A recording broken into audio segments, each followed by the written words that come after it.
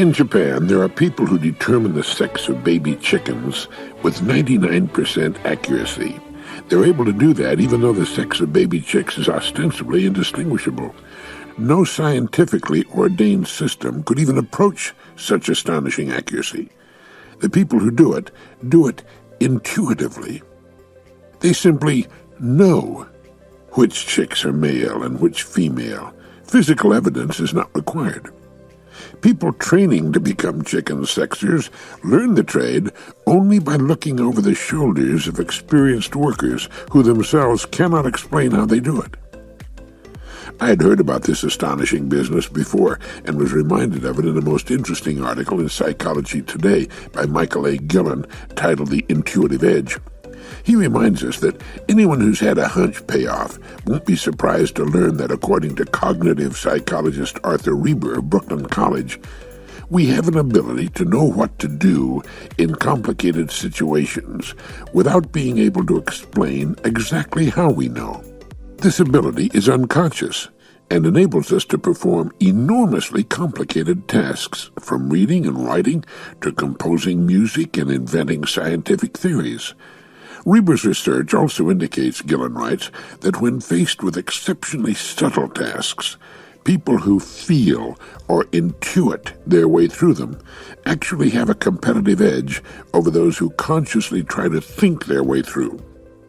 Mr. Gillen goes on to say that this is not to say that an unconscious effort will always beat out a conscious one, and in actual practice, as Reber has found, a blending of the two modes of learning is still preferable to the use of only one or the other.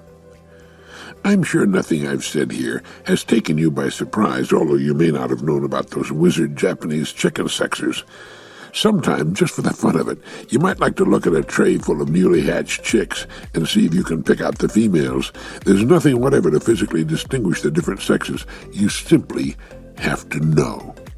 How many times have you heard yourself or someone else saying, "Darn, I should have followed my hunch"? That hunch, as we call it, is actually much more than that. It's the result of rich, deep, intuitive powers based on millennia of successful adaptation to situations, and it's ready to serve us instantaneously when we need an answer. It explains how we often know something without having any evidence to bolster our intuitive response. Our problems at such times often come from not listening to that inner voice and attempting to intellectually rationalize from apparent data, flimsy or convincing as it may be. We have a racial intelligence, it seems, that lies just beneath the surface of our conscious thinking apparatus that can be of enormous help to us in the fashioning of ideas. Ideas are the most important things on earth. Everything follows ideas. The idea must come first, good or bad, before something happens. We tell our grown children as they leave home to build lives of their own that they'll know what to do when faced with difficult situations. And they will. It'll come from their education, especially the home education, and it'll come from their inner voices. Since we become what we think about takes on new importance. We want to think about ideas that will prove beneficial to our needs and wants and to the needs and wants of others. As William Lyon Phelps, the former president of Yale University, used to say, the most interesting people are the people with the most interesting pictures in their minds. The ideas we hold and which direct the course of our lives are the pictures in our minds, our art gallery, we might say. And our facial appearance after 40, interestingly enough, is usually a reflection of that art gallery. We're told that our faces after 40 are our own responsibility. It's only natural that they will mirror the pictures in our minds. In all the years of their lives, they've failed to put together a gallery of ideas that will reflect good cheer, happiness, and hopeful expectation. I rather imagine that few people realize the importance of ideas in our lives. They're simply everything. And that's why living as a simple reflection of our neighbors and neighborhood isn't necessarily a good idea. It's the ideas we have considered and accepted as worthy of hanging in our mental gallery that determines the kind of persons we are. Listen to this. I slept and dreamt that life was joy. I woke and saw that life was duty. I acted, and behold, duty was joy. Now there's an idea I hold from which I derive a great deal of inner peace and contentment. No doubt when the great poet Rabindranath Tagore of Calcutta, India, worked that poem out, it was the exposure of an idea that meant a great deal to him. Joy, one of the greatest of life's treasures, comes from fulfilling our duty to those we've chosen to serve. Now, we choose our work. It isn't forced upon us once we're independent adults. Doing it to the very best of our ability should bring us joy. If it doesn't, there's something wrong somewhere, and it's very probably that we're in the wrong work or fail to see our work in the proper light. Are we as prepared as we should be? What do we know? How well have we developed whatever talents and abilities are inherent in us? If we don't see opportunity in our work, it's in our vision. We're not looking deeply enough or creatively enough. And so we fail to see all the opportunities for expression available in our present work. Do we belong to the group that thinks education comes naturally just from being alive? Do we think the education we have is good enough to stretch over a lifetime? What are we doing about it? Are we sponges soaking up knowledge on every side? For many, a diploma or college degree is like a vaccination. In fact, it's called the vaccination theory of education. These people believe that once the diploma or degree's in hand, education for them is over. A college president reported that as he walked toward the podium on commencement day, he overheard a senior saying to another, "Thank God it's over. I'll never open another book as long as I live." He said they were the saddest words he ever heard. Somehow the idea of education had not been sold to that young man, nor did he know the meaning, strangely enough, of the word commencement. Education is a lifelong process, and should end only when we do, and commencement means beginning, not end. Beginning of independence, yes, but also the beginning of the enriching education that will hang the pictures in our minds and determine what we become as persons. Ideas, the great ideas that move us to be better and greater than we now are the deep anchors that will hold us steadfastly in place when the great storms of life crash around us. They're the anchors that prevent our being intimidated or diverted from our path by expediency or fad or shallow opportunity. And they provide us with a set of sensors that can pick up the dishonest and the phony. Getting the cheap and shoddy, the quick buck past a person conditioned by such ideas is like trying to sneak a sunrise by a rooster. Such great ideas provide a security system for us without disturbing our sense of humor. In fact, our sense of humor is greatly enriched by such ideas, and smiling and laughter become important parts of our days. Now, we're by no means immune to mistakes, but understand that they're a natural part of growth and reaching into the unknown future. And are the ideas we hold in concert with our goals? They must be if our goals are to be successfully achieved. What is an idea? We say, "I have an idea." What is that? It's surely more than a neurochemical response, although it's that too. An idea is the bringing together of known increments to provide a result. Let's go to the beach, someone says. Without a moment's hesitation, we take the known beach factor, add it to existing transportation facilities, the proper clothing, possibly a picnic lunch, and suggest the resulting idea to those we're with at the time. It all happens instantaneously, although all sorts of interconnections are going on in our brains. The greater our general information, the more combinations we can put together, and the greater the reach of our possibility thinking, as Dr. Robert Schuller calls it. That's why young people should think twice before complaining about school courses they'll never use as adults. All information of a positive kind has value when we're formulating ideas. When we set an important goal for ourselves, we present to our mind a problem to be solved, a challenge to be successfully fulfilled. Instantly, far down in the labyrinthine interstices of its vast potential, the mind goes to work to find the information we need to turn that idea into reality. The idea of getting an automobile becomes a true automobile we can drive and wash on a warm Sunday afternoon. Perhaps our path from inception of the idea to the time we get into the automobile, turn on the key, and drive away is rather tortuous, even circular, leading first here and then there. More often than not, we get in our own way by doubting the suggestions that filter into our consciousness, only to discover later that they would have been marvelous shortcuts and simplifications of the process if we had only heeded them. But eventually, the idea, the invisible idea, becomes sheet steel and glass and upholstery and rubber, and from time to time, a pain in the neck as well. The idea has become real in our life, even if it takes 3 years to pay for it. Everything we obtain during our lifetimes comes to us as a result of that system. Often it consists of nothing more than a trip to the grocery store, or a telephone call, or a command to a teenager, followed by the rationalization of the command and or the additional idea of offering some sort of reward for following through on the idea. Idea followed by fulfillment. And as our ideas progress upward in degree, cost, and complication, it's still the same process that will result in fulfillment, or be frightened off by timidity, rationalization, or, on occasion, just plain good common sense. Sometimes, as we toy or tinker with a delicious idea, our thinking process is flooded by other ideas indicating that that particular delicious idea will have to be postponed for a year or two, or maybe 5 years, even more.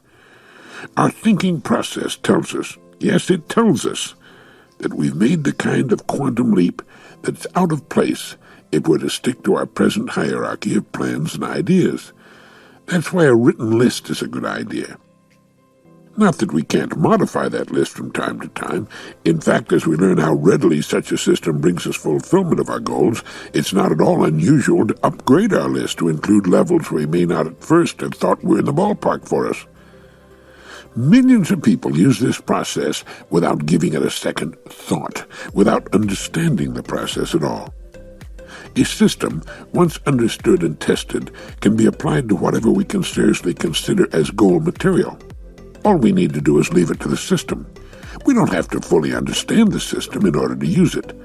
The more we try to rationalize and understand every aspect of the working process, the more we tend to get in our own way and limit our potential. It works. Leave it at that. Yes, we become what we think about, but the thinking is up to us, and the degree to which people regularly underestimate their capacity for accomplishment is immeasurable. We think nothing of the accomplishments of others. That is, what others do we take in stride. But when it comes to setting goals for ourselves, we tend to play things outrageously safe, and thus remain within limits embarrassingly small. Especially if there's some sort of maintenance program in effect. That is, if we have a job, though its real demands upon us are minimal, we'll usually shut down any other efforts to prepare ourselves for, number 1, a much better, more interesting kind of work, 2, any sudden emergency that might develop. I remember watching a television news program in which laid-off workers of a closed Navy yard were being interviewed. The announcer asked, "What are you men going to do now that the Navy yard is closed down?" The man nearest to him said, "Well, I guess we'll just have to wait for it to reopen again." Another man said, "I've worked in this Navy Yard for 25 years. I don't know anything else." In 25 years, a person could learn to do heart transplants in his spare time. What were all these people doing with the 16 hours a day they were not working? What about weekends and vacations? Take a pen and paper and work out the number of hours the average working person is actually on the job during a typical year, then subtract it from the rest of his or her waking time.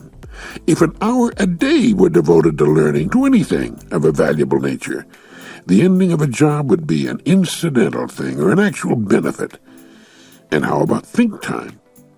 The family provider should have emergency plans A, B, and C, at least A.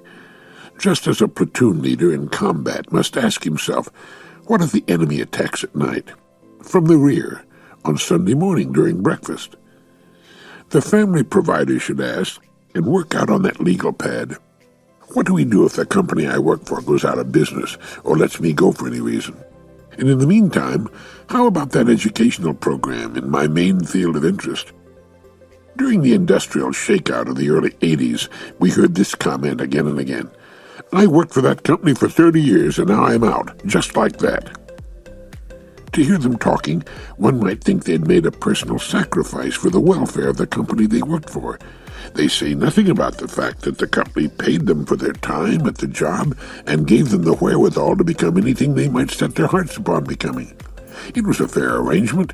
They were not kidnapped and pressed into servitude. They applied for their jobs and were accepted and were paid for the level of work they performed. There was no agreement to provide them with work until they were too old and infirm to continue. Why didn't they take the possibility of a layoff into consideration and prepare for such an emergency? John and Elsie did. When John was laid off, he and Elsie sold their home in Ohio and moved to Florida, where they retired in the sunshine. If he'd been laid off years sooner, they had their little real estate refurbishing business on the side they could have turned to full-time. If they had, they would have gotten rich. The trouble with John and Elsie was that they, like so many of us, underestimated what they could do with the time he was devoting to his job at the steel mill. The job and the regular weekly paycheck was something such people just don't voluntarily give up very often. But such men had father or mother figures on whom they depended for safety as well as survival. One was the union, the other was the company. The company was so big, with such big smokestacks, and employed so many people and made so much steel or whatever. Well, it had been there forever, and it would remain, and all they had to do was show up, do whatever was necessary to keep the job, and then go home again. Why did no one talk to these people about change? How do such people remain isolated from important information? Keep reading like that and you'll ruin your eyes, I used to hear my father say. Reading doesn't hurt the eyes, it's good for them, and especially good for what's lurking just behind them. But of course, all that's gradually changing. Each year, more people move into the group that thinks. Ideas are the most important things on earth, and each of us has his or her own idea factory. It comes with standard equipment at birth, the big brain of the Homo sapiens, the single surviving member of the genus Homo. The baby is born, and we hold in our hands a miraculous living creature whose potential is unknown. What will enter that astonishing brain? And from those ingredients, what kind of life will this child fashion? It's too bad that thinking is not a required course in the public schools. Not remembering, which is what most schoolwork is about, but thinking 1, 2, 3, 4, and so on, right into the higher realms of university education. It's the highest function of which the human being is capable, and it is not taught in our nation's schools. Thinking is taken for granted. What every working person should receive upon finishing the training program offered by his employer is a tape cassette program. The program might be called Your Life and Your Work. In it would be found much of the material we're dealing with here, plus such things as recommended savings plans, emergency planning, and simple aptitude tests designed to help the person find the main area of his or her inherent competence. There is a book entitled Know Your Own Mind by James Green and David Lewis, published by Ross & Associates, that contains 9 tests that tell the reader what he or she does best. As it says on the dust jacket, in the book you will learn from only 9 quick-to-do exercises what kind of thinking, inductive, deductive, and so forth, you do easily, and how you can use that skill to enrich and reroute your life. How to determine your degree of creativity and maximize it to bring more useful ideas into your life. How to assess your ability to interact with others and how to broaden those skills to reach more people. How to determine what's easiest for you to learn. How to turn what you find out about yourself in this speedy book to best advantage in your personal life and career, where you'll be happiest, and what you'll do best, and much more. The thing is, all of this stuff is fascinating to the person and opens up all sorts of interesting windows of opportunity. Options, options, options. The very things we need if we're to make the kinds of plans that will maximize, at least to some degree, what we are and what we can do. And this cassette program would have a section headed, "You Have Lost Your Job." And the section would deal with the subject, what can you do that the community wants or needs? The community being the entire United States and the free world. A good friend of mine, Derm Barrett of Ontario, Canada, a consultant on such subjects as time management, devoted 800 hours to learning Spanish so thoroughly that he now holds business seminars in numerous Latin American countries. It opened up a whole new world of interest and challenge and opportunity for him. 800 hours, about the same time most working people devote to the job in just 20 weeks. Learning the Spanish language means learning or beginning to learn about an infinitely rich and fascinating culture. When Derm Barrett explained over the telephone how he had taken on the job of learning Spanish using his own principles of time management and goal setting, and how rewarding his experiences are, I could feel his excitement and enthusiasm. His options had doubled, and how foreigners love us when we speak to them in their native tongue. Losing a job is often the best thing that can happen to a person. Lacking the energy, imagination, or incentive to look farther afield for bigger and better opportunities when employed, being suddenly unemployed often does the job for us. After the initial shock and period of depression, we often find ourselves in work much more to our liking and with far more opportunity for advancement than ever afforded by the old job. Surveys of men and women of singular success have shown that their success hinged directly on the jobs they had left behind. Whether they'd quit voluntarily or been fired made no difference. Practically all of the top people in our corporation were formerly employed by other companies.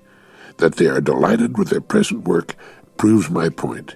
They're in work far more interesting and earning more in the way of rewards than ever before in their lives. There's an excellent theory in business that we should not concentrate our thinking on the things that are going badly or in need of change, but rather on those things that are going best and producing the most revenue. That's where our thinking can have the greatest return. In other words, don't wait until a crisis to think about something. Instead, find ways of improving and upgrading it while it's humming along at its best. And the same kind of thinking works best with us. Don't wait until you've lost a job to start thinking about possible alternatives. Think about them when all is going well and you're under no pressure nor suffering from a loss of self-esteem. So you get out your faithful yellow legal pad, and at the top of the page you write, "I need better, more interesting, more rewarding work." Under that you might first ask the question, is it to be found with my present company? What can I do for my present company that will make a more important contribution than the work I'm presently doing? Another question might go, if I had my druthers, what would I rather do for a living than anything else in the world? And here we can make a list to later number in the proper order of importance. After each idea we might ask, am I now prepared to handle such work? And what will it take to prepare me for such work? Another question might go, what do I know how to do that will best serve the people of this community or this state or this country or the whole world? Followed by another list. As we doodle with such ideas, more ideas will come to us. Each new idea spawns new ideas in turn, as a fish spawns eggs, and each of the eggs spawns further ideas. Now we're thinking. Now we're using the equipment we were born to use and putting to work our most valuable possession. Never think in this way without a pen and paper, preferably that yellow pad. Write page after page if you can, as long as the ideas pour out. For some, the ideas will come as a spring torrent. For others, they'll come very slowly and painfully as the process of thinking is explored. But as you force yourself to continue, and thinking, remember, is hard work, as you force yourself to continue, you'll find the ideas coming easier and better. Don't stop when you get your first exciting idea. Write it down, by all means, underscore it, draw a star beside it or a circle around it. Then press on for new and better ideas, and you'll find them coming. Work on this in your spare time. Early in the morning is best for me, for days and weeks, until you've worked out at the very least Plan A. Then try for Plan B. Talk the ideas over with your wife or husband and get his or her thinking as well. Soon you'll find yourselves laughing, delighted as children with your newfound adventures and exciting options. Ideas like that can provide us with autonomy. Ideas can give us freedom. Good ideas are wondrous, delightful, magical things. They explain why people often earn vastly greater incomes after retirement than they ever did on the job that they so assiduously hung on to for 35 or 40 years. With the pension to provide a safe base below which they know they can't fall, they find they have the confidence to pursue those ends and ideas they lacked the confidence and courage to pursue when they were working. That's fine. There's nothing written in marble about when we do what we ought to do. Any time will do. But often we hear such people say, I should have done this 30 years ago. My God, think where I could have been today. And think of the fun we would have had. The fact is, there's no such thing as security as long as we're alive. Security may only be found at both ends of life, before and after, not during. If we're looking for security during our lifetimes, we're looking for something that simply cannot be guaranteed. Insecurity is our natural state. It's not the chimera, the fire-breathing, multi-legged and clawed monstrosity we think it is. Insecurity is autonomy and gives us the options we need for interest and challenge in our lives. It doesn't hurt to have 6 months or a year's income tucked away someplace. That also gives us freedom and autonomy. It gives us time to make a change. A good idea is an idea that results in a change that is beneficial. And good ideas come in all shapes and sizes. One Sunday morning, a man awakened at 8 o'clock, found himself wide awake, and got up. He put on a pot of coffee, took a shower, shaved, splashed on his best aftershave lotion. He then returned to the kitchen, had a cup of coffee and a glass of orange juice. At 10 o'clock, he crawled back into bed and hugged his wife. Later, over her own coffee and orange juice, she told him it was the nicest Sunday morning she could remember. Then, to prove he wasn't the only one who could smash a precedent on a Sunday, she checked the television schedule and turned on the football game for him. Later, he was served a delicious lunch on a TV table. The idea of showering, shaving, and later going back to bed and hugging his wife on a Sunday morning proved to be one of his best ideas and soon became something of a Sunday tradition. A good idea means positive change.